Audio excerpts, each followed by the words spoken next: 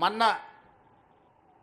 Megastar Chiranjeevi గారు drugs నియంత్రణలో తన వంతుగా ముందుకొచ్చి వారొక వీడియోని అద్భుతంగా తయారు చేసి మా డిపార్ట్మెంట్కి ఇచ్చిండ్రు.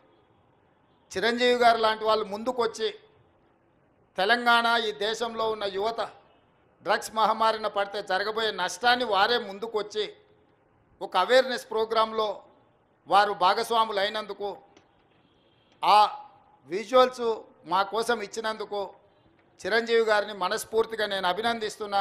సినిమా ఇండస్ట్రీలో ఉండే ప్రముఖులకు కూడా నా సూచన, మీ కొత్త సినిమాలు రిలీజ్ అయినప్పుడు టికెట్ ధరలు పెంచుకోవడానికి జీవోల కోసం ప్రభుత్వాల దగ్గరకు వస్తున్నారు, కానీ సామాజిక సమస్య అయిన సైబర్ క్రైమ్ డ్రగ్స్ నియంత్రణలో మీరు మీ సామాజిక బాధ్యతను నెరవేర్చడం లేదు అని మా ప్రభుత్వం భావిస్తుంది.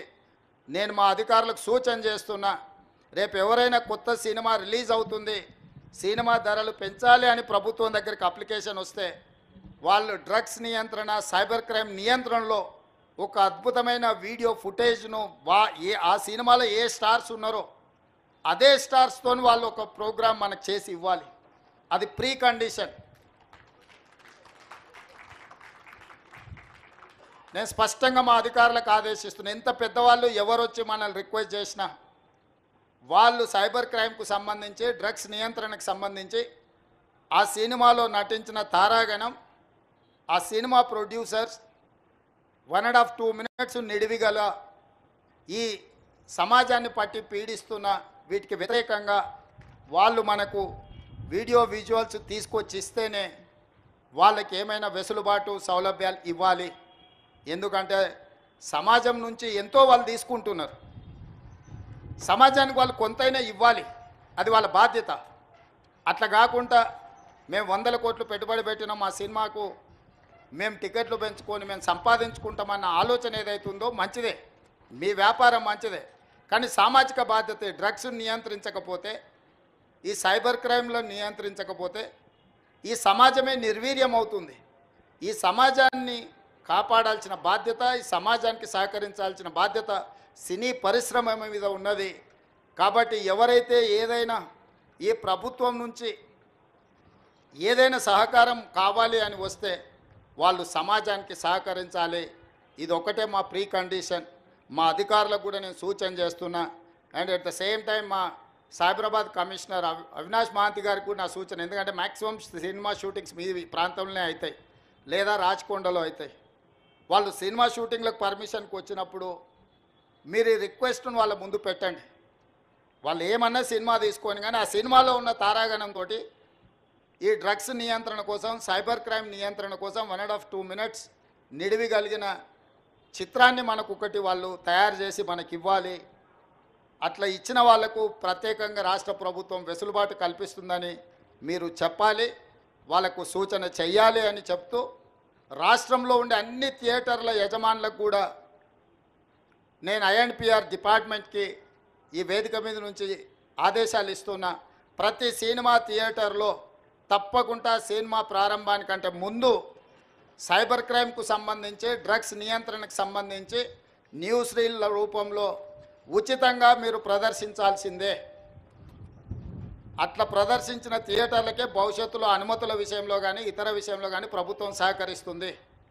నేను చిన్నగా ఉన్నప్పుడు ఎప్పుడు సినిమా థియేటర్కి వెళ్ళినా ప్రధానమంత్రులు, ముఖ్యమంత్రుల విదేశీ పర్యటనలు లేకపోతే తీసుకున్న గొప్ప కార్యక్రమాలకు సంబంధించిన వాటిని చూపించేది. ఇప్పుడు ఆ సామాజిక బాధ్యత నుంచి సినిమా పరిశ్రమ, సినిమా థియేటర్ల యజమానులు ముందుకు రావడం లేదు.